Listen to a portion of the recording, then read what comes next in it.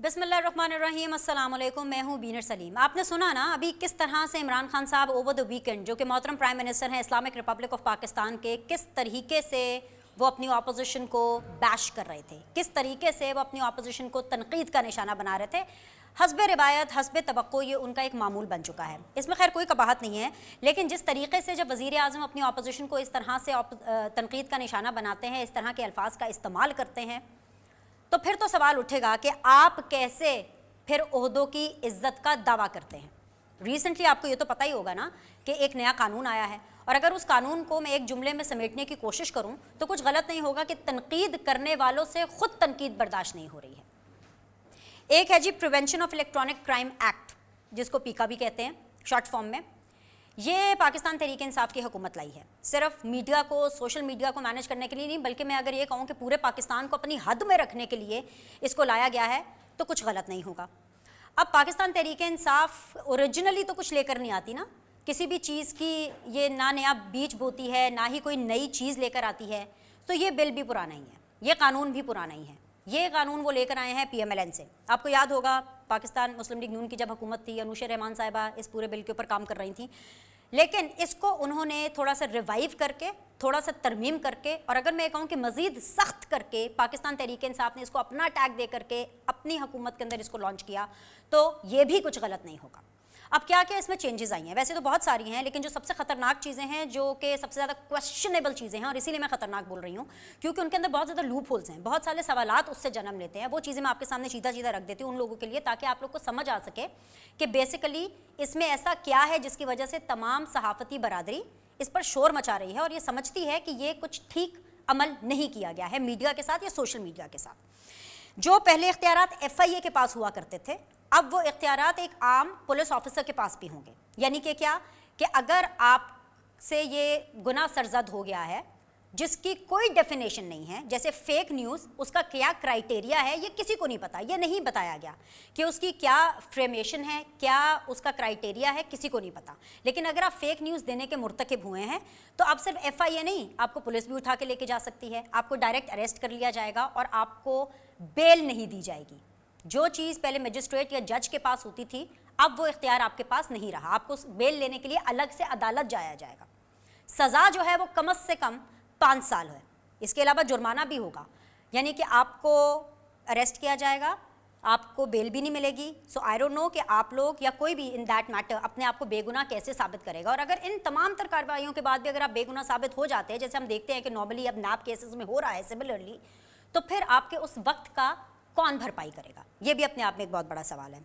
Anyways जी, ये तो फिर अब इस कानून के आने के बाद सवालात ये भी उठ रहे हैं कि कौन डिसाइड करेगा कि मौलाना को डीजल कहना किसी की कैरेक्टर असैसिनेशन है या किरदार कुशी है। ये कौन डिसाइड करेगा कि बिलावल को बिलावल साहिबा कहना जो है किसी की किरदार कुशी है, या फिर रेहाम खान या फॉर दैट मैटर किसी भी किताब का हवाला देना किरदार कुशी के ज़ुमरे में आता है। ये वो तमाम चीज़ें हैं जो कि हम आज बहस करने की, जानने की कोशिश करेंगे। साथ ही साथ जो कि हॉट केक बना हुआ है, दैट फंडा तहरीक अदम एतमाद का, जो कि अपोजिशन ख़ास तौर पे इस दफ़ा PMLN रिवाइव करके लेकर के आई है, उसके अंदर ऐसी क्या यकीन दहानियाँ हैं, क्या ऐसे कार्ड्स हैं जो कि अपोजिशन प्ले करेगी, इस पर हम बात करेंगे। क्योंकि अपोजिशन का तकिया आखिर किस पर है? सिर्फ इत्तेहादियों पर तकिया किए बैठी है अपोजिशन, या फिर पाकिस्तान तहरीक इंसाफ के कुछ स्लीपर सेल्स भी हैं जिसके ऊपर वो फोकस कर रही है? क्योंकि वीकेंड के ऊपर हमने ये भी देखा कि मरियम औरंगज़ेब जो कि मरकज़ी सेक्रेटरी इत्तलात हैं, वाकई एक बयान दे, मरियम औरंगज़ेब की तरफ से इस तरह का बयान आना एक काफ़ी अनयूजुअल सी बात है, क्योंकि नॉर्मली मरियम औरंगज़ेब साहिबा काफ़ी मोहतात बयानात देती हैं। बयान ये था कि वो हमें ये बताती हैं कि किस तरह से अदम एतमाद को लेकर के कुछ लोगों को फ़ोन आ रहे हैं, फ़ोन जो आ रहे हैं वो पेशावर से आ रहे हैं।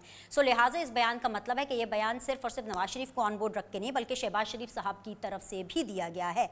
सो क्या तमाम बड़े इस मामले पर ऑन बोर्ड हैं, या फिर मैं ये कहूँ कि ये मामला भी एक ग्रेटर गेम का हिस्सा है? इन तमाम चीज़ों पर हम बात करने की कोशिश करेंगे। हमें ज्वाइन कर रहे हैं जी आमिर ज़िया साहब हैं, सीनियर सहाफ़ी हैं, सीनियर तज्ज़ियाकार हैं। अस्सलाम वालेकुम, खुश आमदीद, बहुत बहुत शुक्रिया सर ज्वाइन करने के लिए। हमें ज्वाइन कर रहे हैं जी मुर्तज़ा सोलंकी साहब, वो भी सीनियर जर्नलिस्ट हैं, सीनियर एंकर पर्सन है। अस्सलाम वालेकुम, खुश आमदीद, बहुत बहुत शुक्रिया ज्वाइन करने के लिए।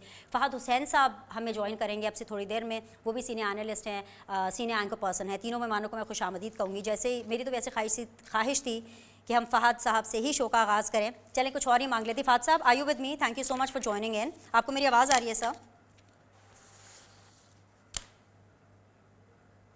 फ़हद साहब आप मुझे सुन सकते हैं?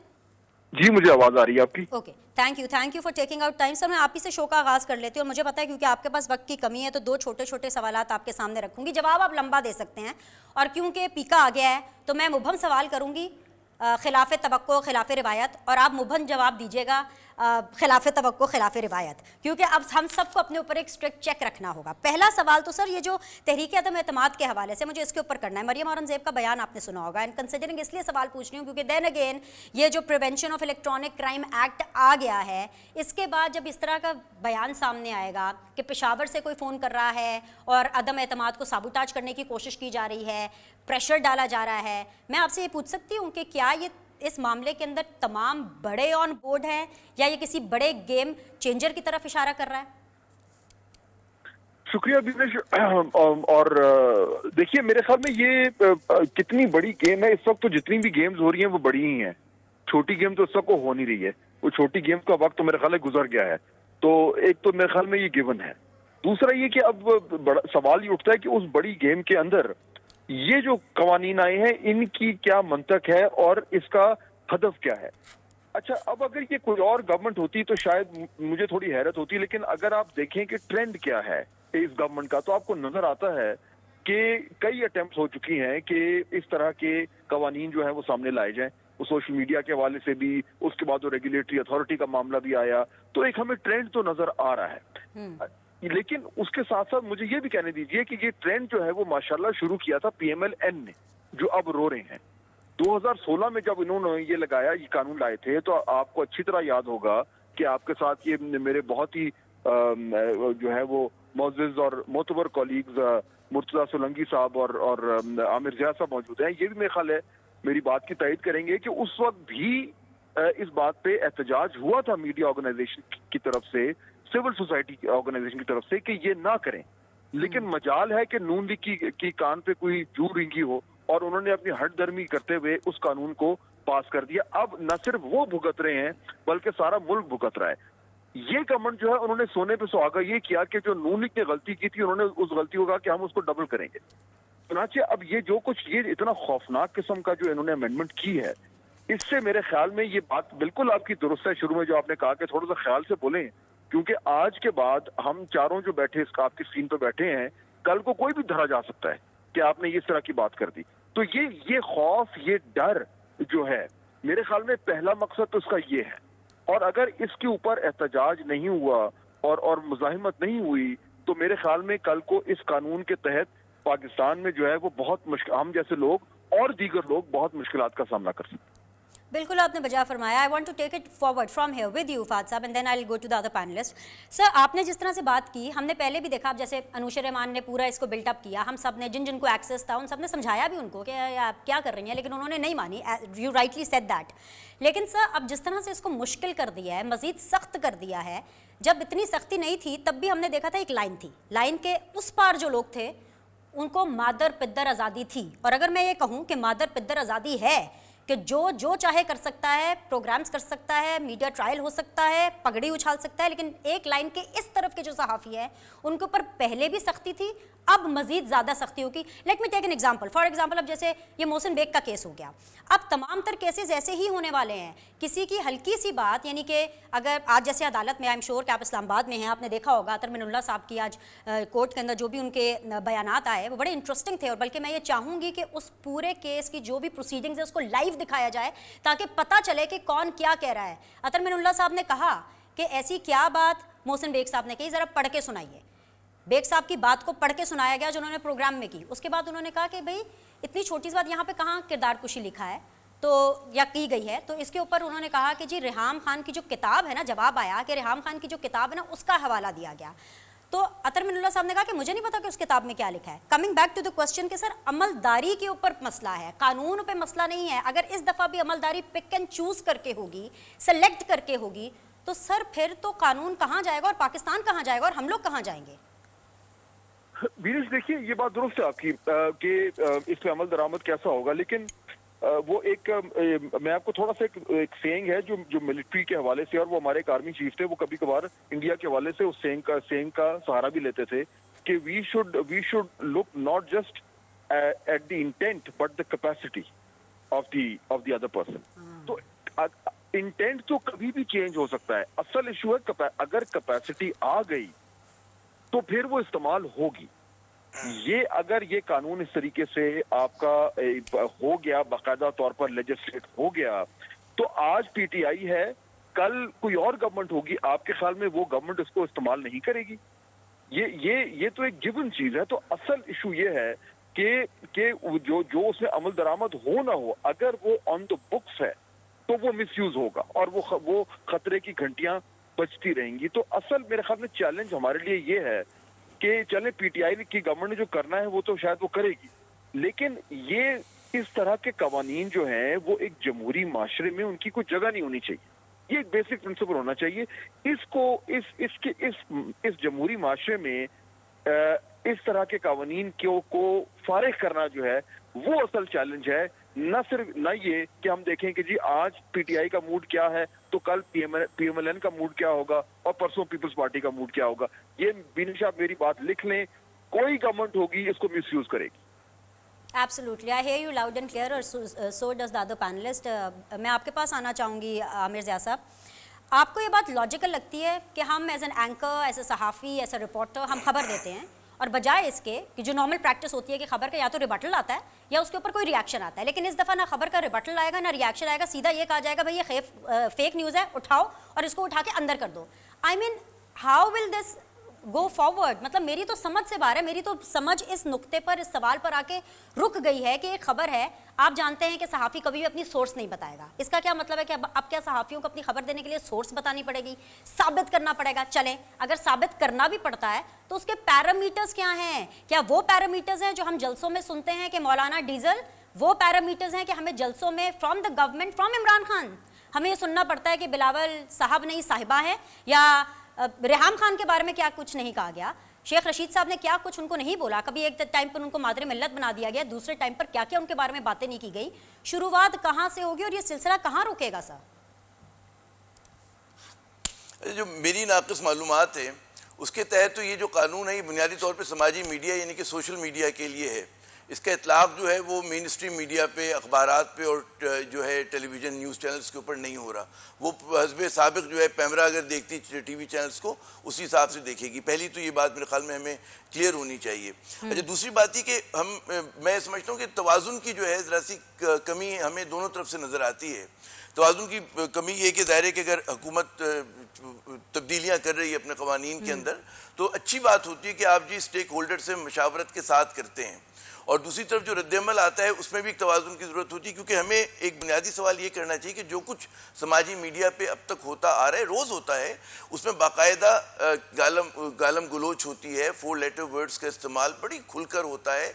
हमारे बड़े बड़े मतलब है, सिर्फ मैं हैरान होता हूँ सिर्फ वो लोग नहीं कि जो सोशल मीडिया एक्टिविस्ट अपने आप को कहते हैं, बाज़ औक़ात सहाफ़ी भी जो हैं वो इत्तेदाल से बाहर होकर बात कर रहे होते हैं, और उसका शिकार हमारे बहुत सारे सहाफ़ी ख़वातीन भी हुई हैं, उनके खिलाफ बाकायदा कैंपेन चली है, और कभी वो जो हुकूमत के हामी होते हैं वो निशाना बना रहे होते हैं, और कभी जो हुकूमत के मुखालिफ होते हैं वो दूसरी तरफ के लोगों को निशाना बना रहे होते हैं। तो बड़ी एक रकीक ज़बान का इस्तेमाल होता है, अजीब व गरीब इल्ज़ामात लगाए जाते हैं। बिलफर्ज कि आपको मेरी बात पसंद नहीं आई तो आपने कह दिया कि जी मैं फ़लाँ कैंप का हिस्सा हूँ, और आपने कहा जी मैं फ़लाँ जगह से पैसे लेता हूँ, ये पूरा एक सिलसिला शुरू हो जाएगा। अगर मुझे मुर्तज़ा सोलंकी साहब हमारे पुराने दोस्त हैं, इनसे कभी कोई इख्तिलाफ़ की बात हुई तो हमने कहना शुरू कर दिया कि नहीं जी इसलिए बात कर रहे हैं कि इनको फ़लाँ जगह से जो है फीड होता है। बात ये होती है कि लोग अपने ज़मीर के हिसाब से भी बात कर सकते हैं, और आपको हो सकता है उससे इख्तिलाफ़ हो, आप ये समझते हो कि नहीं जी मैं इस बात से मुत्तफ़िक़ नहीं हूँ। और माजी में जब सहाफ़ी हुआ करते, मतलब जो मुझे याद है कि दाएँ बाजू और बाएँ बाजू की तकसीम होती थी, तो आप अपनी बात कहते थे, हम अपनी बात कहते हैं, और उसमें ये नहीं होता था कि हम कहते थे कि जी आप ज़मीर फरोशी कर रहे हैं, आप फ़लाँ शख्स जो ज़मीर फरोशी कर रहे हैं। और अब भी जो प्रोफेशनल सहाफ़ी वो कभी नहीं कहता ये बात आती है आप देखें सोशल मीडिया के ऊपर। तो पहली बात मैं ये समझता हूँ कि हमारे यहाँ, मैं ये नहीं कह रहा कि सच का गला घोटने की ज़रूरत है या घोटा जाएगा तो लोग खामोश रहेंगे, हक़ाइक़ जो हैं उसको मस्क किया जाए, झूठ बोला जाए। बात ये होती भी ना कि कहते हैं झूठ बोलने की आज़ादी नहीं होती। अगर मैं आपकी खुदा न खासा खाकम बदन किरदार कुशी करना शुरू कर दूँ तो कोई सही बात नहीं होगी, और मैं झूठे क्योंकि मुझे आपकी बयानियाँ पसंद नहीं आ रहा तो मैं आपके खिलाफ रकीक इल्ज़ामात, और हमारी बहुत सारी सहाफ़ी ख़वातीन के साथ ये हुआ है। तो कहीं पर वो एक कहते हैं लाइन आनी चाहिए कि जहाँ पर ये चीज़ें बंद हों। और मैं जो बिल्कुल मफाद ने सही कहा कि जी जो असल अगर गुनाह किया है तो वो तो पाकिस्तान मुस्लिम लीग नून ने किया है। پی ٹی آئی کیا کریے؟ پی ٹی آئی جو ہے اس کو نافذ کرنے کے لیے، اس کی جو انفورسمنٹ کے لیے اس میں 2-3 اس نے تبدیلیاں کی ہیں، 3 سے زیادہ پی کی، ٹی آئی جو میں 3 ہمیشہ کی بنیادی طرح ضیاء صاحب تبدیلیوں کی موقع بات پہ کروں چوکا مار گا کہ رہی ہے. ایک تو جیسے میں نے پہلے بھی کہا اپنے ابتدائیے میں بھی کہ پاکستان تحریک انصاف اپنا خود سے کچھ نیا نہیں لاتی، ویژنری ٹینک ہی نہیں ہے کچھ لے کر کے آئے، تو بس پی ٹی آئی نے موقع پہ چوکا مار دیا. I have to take a break Zia صاحب. ہاں I have to take a break اور پھر مجھے سولنگی صاحب کے پاس جانا ہے. سولنگی صاحب فیک نیوز کا تدارک بہت ضروری ہے، سوال چھوڑے جا رہی ہوں آپ کے لیے، لیکن وہ اس طریقے سے ہونا چاہیے کہ فریڈم آف ایکسپریشن، آزادی رائے جو ہے وہ جو ہے سلب نہ ہو. اس کا کیا حل ہو سکتا ہے کہ سانپ بھی مر جائے لاٹھی بھی نہ ٹوٹے؟ جواب جانیں گے اس بریک کے بعد. السلام علیکم. بریک کے بعد آپ لوگ کو خوش آمدید کہتے ہیں. آج سیدھی بات زون کے اندر مجھے جوائن کیا ہوا ہے عامر ضیاء صاحب نے، مجھے جوائن کیا ہوا ہے مرتضی سولنگی صاحب نے، مجھے جوائن کیا ہوا ہے فہد حسین صاحب نے. سولنگی صاحب آئی ایم سو سوری، پہلے سیگمنٹ میں آپ کو بات کرنے کا وقت نہیں دیا گیا، لیکن اب آپ کے پاس مائک ہے، آپ کے پاس پورا وقت ہے. ہمیں سمجھائیے کہ کچھ اس طرح کا بیچ کا راستہ نہیں نکل سکتا کہ فیک نیوز پہ بھی کنٹرول ہو جائے اور جو آزادی اظہار رائے ہے، آزادی صحافت ہے، اس کے اوپر بھی سلب نہ لگے؟ دیکھیں، جہاں تک میڈیا کے جو ادارے ہیں جیسے پریس ہے، ٹی وی ہے، جن کے نیوز رومز ہیں، وہ پہلے ہی جو ایڈیٹر کا جو شعبہ ہے اس کا کام ہی جو غلط معلومات ہے اس کو روکنا ہے. وہ گیٹ کیپر ہیں، ان سے بہتر گیٹ کیپر اور کوئی ہوتا نہیں ہے. کبھی ان سے غلطی بھی ہو جاتی ہے تمام تر چیکس اینڈ بیلنسز کے باوجود، لیکن پھر اب آپ یا تو اگر لائیو چینل ہے تو اسی دن آپ کو اس کا ایک درستگی جو ہے وہ کریکشن آپ کو نظر آ جاتی ہے، اور اگر اخبار ہے تو اگلے روز آپ کو اس کی کریکشن مل جاتی ہے. یہ ایک دنیا بھر کے اندر ایک یونیورسل ایک پرنسپل ہے. پاکستان کے اندر کوئی نیا ملک نہیں ہے، انلیس آپ جو ہے وہ بالکل ایک ٹوٹلیٹیرین ریاست کے اندر رہتے ہوں جہاں پر کارٹون جو ہے اس پہ بھی جو ہے وہ لوگوں کو اٹھا لیں. مجھے ایسا لگتا ہے کہ ہماری جو حکومت ہے وہ بہت متاثر ہے دنیا کی آمرانہ حکومتوں سے، جن میں ہمارے کچھ مسلم ممالک بھی ہیں، کچھ بادشاہتیں بھی ہیں، کچھ کمیونسٹ ممالک بھی ہیں. لگتا ہے کہ وہ ان سے متاثر ہیں، تو وہ اس طرف جو ہے وہ جانا چاہتے ہیں. اب میں آپ کو بتاتا ہوں کہ فیک نیوز کیا ہے. جب ملک کے وزیر اعظم اور وزراء یہ کہیں گے کہ ہماری معیشت جو ہے وہ بہت اچھی ہے، پاکستان دنیا کا سستا ترین ملک ہے، تو یہ فیک نیوز ہے. میری نظر میں یہ فیک نیوز ہے.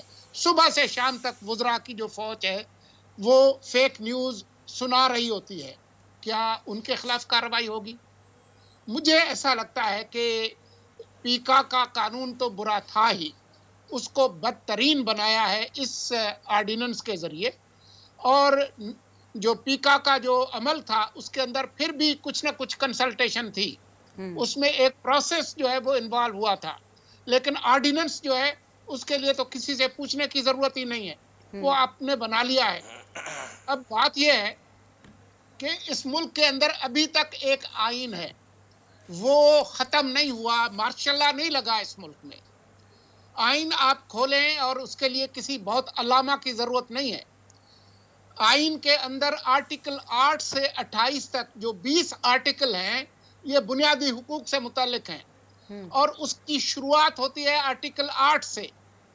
آرٹیکل 8 پڑھ لیں، وہ بتاتا ہے کہ کوئی قانون، کوئی رسم، کوئی ایسی چیز بنائی نہیں جا سکتی جو کہ بنیادی حقوق کے خلاف ہو. آرٹیکل 8 سے 28 تک جو ہے وہ اس میں وضاحت کی گئی ہے. تو بات یہ ہے کہ اس حکومت نے اب تک کوئی 75 کے قریب آرڈیننس لائے ہیں. میری معلومات کے مطابق کوئی 6 سے 8 جو ہے آرڈیننس کو خود عدالتیں جو ہے وہ غیر قانونی قرار دے چکی ہیں، اور آپ نے دیکھا ہے رد عمل. تو یہ تو اتنا ایک برا آرڈیننس ہے جس میں جو سول جو ایشوز ہیں ان کو کرمنلائز کیا گیا ہے. حتیٰ کہ عزت کا جو قانون ہے وہ سول قانون ہے، اس کو آپ کرمنل بنا رہے ہیں. تو مجھے یہ بہت یقین ہے یعنی کہ یہ دیوانی جو مقدمے کو یہ بنایا جا رہا ہے فوجداری ایک فوجداری. جی اچھا، نہ صرف یہ بلکہ میں یہ وہی بات دہراؤں گا جو فہد صاحب نے کی ہے، وہ یہ ہے کہ یہ جو زنجیریں انہوں نے بنائی ہیں یہ انہوں نے اپنے ہاتھوں، اپنے پاؤں اور اپنے گلے کے لیے بنائی ہے، کیونکہ یہ حکومت اگر ان کا خیال ہے کہ ہمیشہ رہے گی تو وہ ایسا نہیں ہونے والا. تو جہاں تک اس بات کا تعلق ہے کہ جی اس کو بہتر کیسے بنایا جا سکتا ہے، بات یہ ہے کہ جس طریقے سے یہ قانون بنا کر لائے ہیں کہ جی وہ پولیس کے دست اندازی وہ کیس ہوگا، ضمانت بھی نہیں ہوگی، 6 مہینے تک جو ہے وہ انہوں نے اس کو مکمل کرنا ہے. اب آپ نیب کے قانون کو دیکھ لیں، اس میں بھی کچھ اس طرح کی بات تھی. ایگزیکٹلی. وہاں پر اب یہ تو قمرال 3 اسلام صاحب کو سال دیکھ لیجئے، سولنگی صاحب، قمرال اسلام صاحب کو الیکشن بالکل. سے ایک دن پہلے اٹھا لیا جاتا ہے، 8-9 مہینے ان کو جو ہے جیل کی سلاخوں کے پیچھے، مطلب اس کے بعد وہ باہر نکلے، کچھ ثابت نہیں ہوا. ابھی اب ان دیٹ میٹر نا، فار ایگزامپل میں تو روز شو کرتی ہوں ورکنگ ڈیز میں آ کر کے، میں شو کر رہی ہوں، کچھ ایسی بات ہو گئی کیونکہ ذرائع کے حوالے سے ہم لوگ خبریں دے رہے ہوتے ہیں، ذرائع کے حوالے سے خبریں چلتی ہیں، اور ایک دم سے اگر جی پتہ چلے کہ جی وہ مجھ سے جواب مانگ لیا جائے کہ بھئی آپ ثابت کریں اس چیز کو، سو مجھے اگر یہ سلاخوں کے پیچھے کر لیں گے، مجھے اریسٹ کر لیں گے، نہ میں باہر آ سکتی ہوں، نہ بیل ہو سکتی ہے، میں کہاں سے ثبوت اکٹھے کروں گی، کیسے آپ یہ ثابت کر پائیں گے؟ I mean like do you think this is even human? بات یہ ہے کہ جس طریقے سے آج اگر اسلام آباد ہائی کورٹ کی کارروائی کو دیکھ لیں ہاں تو انہوں نے کہا کہ جس طریقے سے ایف آئی اے نے ایکٹ کیا ہے، اس سے انہوں نے جو پیکا ایکٹ آرڈیننس سے پہلے والا اس کو ہی جو ہے وہ اس پوزیشن میں لے آئے ہیں کہ وہ خلاف قانون ہو جائے. آپ صحیح. یاد کریں کہ یہ سپریم کورٹ کی رولنگ ہے کہ اگر آئین کی جو ترمیم ہے وہ بھی اگر آئین کا جو بیسک جو سٹرکچر ہے اس کے خلاف جائے تو وہ اس کو خلاف قانون قرار دے سکتے ہیں. آرڈیننس تو کوئی چیز ہی نہیں ہے اس کے مقابلے پر. اچھا، آرڈیننس سے یاد آیا، کیونکہ آپ بہت ذکر کر رہے ہیں سر آرڈیننس کو، سوری وقت کم ہے، ایک اور سوال بھی ساتھ جوڑ لیجیے. آپ سے بھی یہی سوال ہے، ضیاء صاحب سے بھی یہی ہے. ضیاء صاحب میں پہلے آپ سے چاہوں گی کہ آپ اس کو رسپانس کیجیے، کیونکہ آرڈیننس کی مرتضیٰ سولنگی صاحب نے کافی بات کی. آج میرے سامنے خبر بھی تھی کہ یہ عمران خان سرکار جو ہے وہ الیکشن ایکٹ میں بھی ایک ترمیم لے آئی ہے. کیا کیا؟ آرڈیننس. سر کتنے آرڈیننسز لا رہی ہے، نہیں لا رہی ہے، کیا ہو رہا ہے، وہ ایک ڈبیٹ ہے کہ کون کون سا آرڈیننس. لیکن میں اصل میں یہ جاننا چاہتی ہوں کہ کیا ہمارا آئین یا پاکستان ایسا ریاست، یہ جو ایک دستور ہے، اس کو اتنا آسان ہے کہ ایک وہ کیا کہتے ہیں جنبش قلم سے اس کو آپ چینج کر دیں؟ مطلب ایک شخص آیا جو کہ حکمران ہے، اس کو ایک چیز پسند نہیں آئی، اس نے کہا بھئی مجھے یہ پسند نہیں آئی ہے، فٹافٹ اس کے آرڈیننس جاری کرو. صدر صاحب نے فٹافٹ ٹھک کر کے سائن بھی کر دیے اور وہ آرڈیننس. سر جب یہی چیزیں ملٹری رول میں ہوا کرتی تھیں، ایک ڈکٹیٹر کرتا تھا تو ہم سارے مل کر کے اس کے اوپر تنقید کرتے تھے، تو آج یہ چیز جسٹیفائی کیسے ہو سکتی ہے سر؟ از دیٹ ایزی کہ ایک شخص کو ایک چیز پسند نہیں ہے اس کو وہ فٹافٹ ترمیم کر دے؟ دو باتیں. ایک تو کہ یہ جو مرض ہے ہماری آرڈیننس کا، یہ کوئی نیا مرض نہیں ہے، بہت پرانا مرض ہے. اور ہر حکومت نے، وہ چاہے آپ ذوالفقار علی بھٹو صاحب کے دور سے اگر آپ دیکھنا شروع کریں، جب سے یہ ہمارے یہاں پارلیمانی جمہوریت شروع ہوئی ہے، اس وقت سے لے کر آج تک جو ہے اس میں آپ کو تسلسل نظر آئے گا. جب حزب اختلاف میں ہوتے ہیں تو جناب وہی جو سیاسی جماعت ہوتی ہے بڑی تنقید کرتی ہے کہ جو آرڈیننس کی سیاست نہیں ہونی چاہیے، اور ہم پارلیمنٹ میں ہر چیز کو اس پہ بحث مباحثہ ہو، کمیٹیز میں جائے اور اچھی قانون سازی ہو. اچھا، لیکن یہ بھی حقیقت ہے کہ ہماری آئین جو ہے اس نے یہ پروویژن دیا ہوا ہے کہ اگر جو ہے پارلیمنٹ کا سیشن نہیں ہو رہا ہو، اور اگر کوئی ایک دم ایسی ایمرجنسی آ جائے کہ جب آپ کے پاس کنسنسس بنانے کا وقت نہ ہو، تو آپ ایک آرڈیننس لا سکتے ہیں. اور جب یہ جو پروویژن ہے اس کا ہم دیکھتے ہیں کہ اکثر و بیشتر بائی ڈیزائن اور بائی ڈیفالٹ جو ہے اس کا مس یوز ہوتا ہے. بعض اوقات واقعی ضرورت ہوتی ہے اور بعض اوقات جیسا کہ آپ فرما رہی ہیں کہ اس کی ضرورت نہیں ہوتی، اور وہ ایک دم کسی نے اپنی اس کے لیے عزائم کو پورا کرنے کے لیے وہ جو ہے وہ ایک ترمیم کر دیتے ہیں. تو یہ میں سمجھتا ہوں کہ اس چیز کو ہمیں اسی تناظر میں دیکھنا چاہیے. یہ جو بھی حالیہ انہوں نے کیا کہ الیکشن کے حوالے سے کہ جی کیمپین میں کون حصہ لے گا کون نہیں لے گا، مجھے اندازہ یہ ہو رہا ہے بیٹھ کر باہر سے کراچی میں بیٹھ کر، ظاہر ہے کہ ہمارے پاس نبض آپ کی طرح تو نہیں، اسلام آباد میں جس طرح دوستوں کی ہوتی ہے، وہ یہ کہ حکومت اپنے آپ کو بہت بے بس محسوس کر رہی تھی کہ جب وہ دیکھتے ہیں کہ جی الیکشن کیمپین میں حزب اختلاف کی تو مرکزی قیادت جو ہے وہ جا سکتی ہے، وہ جا کے تقریر کر سکتی ہے، لیکن ان کی جو فرسٹ ایئر آف لیڈرشپ ہے وہ کیمپین نہیں کر سکتی. اور ظاہر ہے کہ جو ایک تھرڈ ٹیئر کا لیڈر ہوگا وہ موبلائز اس طرح سے اپنے ورکر کو نہیں کر پاتا جس طرح سے اگر فرض کریں شہباز شریف جا رہے ہوں اور ان کے برابر کا جو ایک پی ٹی آئی میں کوئی رہنما ہو وہ نہ جائے تو ایک ایج حزب اختلاف کو ہو جاتا ہے. حزب اختلاف کا خدشہ یہ ہوتا ہے کہ جب وزراء جاتے ہیں تو وہ اس طرح کی اسکیمز کا اعلان کر سکتے ہیں، اس طرح کی بات کر سکتے ہیں کہ جس سے کہتے ہیں نا ووٹرز کو آپ اپنی طرف لبھا سکیں.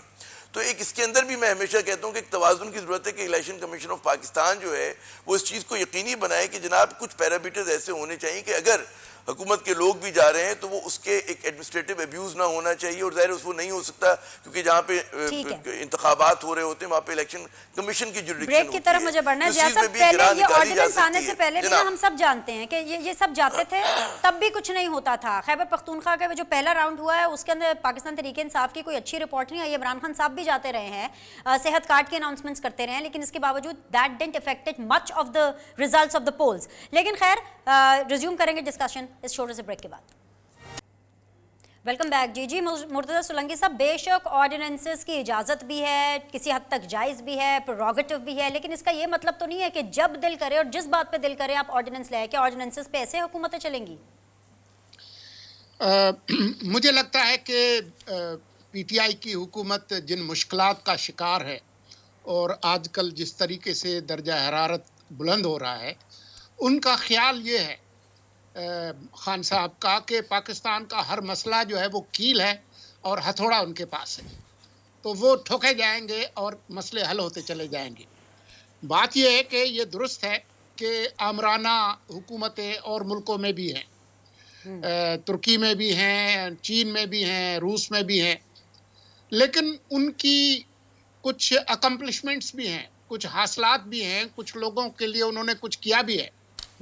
اب پاکستان میں جو لوگوں کی جو بھوک اور بدحالی کی جو صورتحال ہے, آج میں ایک بندے سے ملا, اس کے پاس 2 تھرمس تھے, چائے بیچ رہا تھا. اس نے کہا میں 14 گھنٹے کام کرتا ہوں. میں نے کہا کتنے گھر لے جاتے ہو؟ کہتا 700-800 روپے. اس کا مطلب یہ ہے کہ اگر وہ 2 دن کام کرے تو بڑی مشکل سے 20 کلو آٹا جو ہے وہ خرید سکے گا. اب یہ صورتحال ہے, بھوک ہے, بے روزگاری ہے, ایک سیلاب ہے مہنگائی کا, اس میں آپ لوگوں کو بولنے بھی نہیں دیں گے, اور آپ جو سول نیچر کے جو کیسز ہیں ان کو آپ کرمنلائز کریں گے. آپ الیکشن کنڈکٹ جو ہے جو آج انہوں نے کیا ہے, الیکشن کمیشن تو نہیں مان رہا اس کو. جو الیکشن کا ضابطہ اخلاق ہے جو اس وقت ہے وہ اپوزیشن پوائنٹ آ گیا سولنگی صاحب. انفارچونیٹلی پروگرام کا وقت ختم ہو گیا. تینوں مہمانوں کا شکریہ. آپ لوگوں سے سیم ٹائم سیم چینل, اگر سب کچھ ٹھیک رہا تو کل ملاقات کریں گے. مین وائل ہمیں فیڈ بیک ضرور دیجیے گا. اللہ حافظ.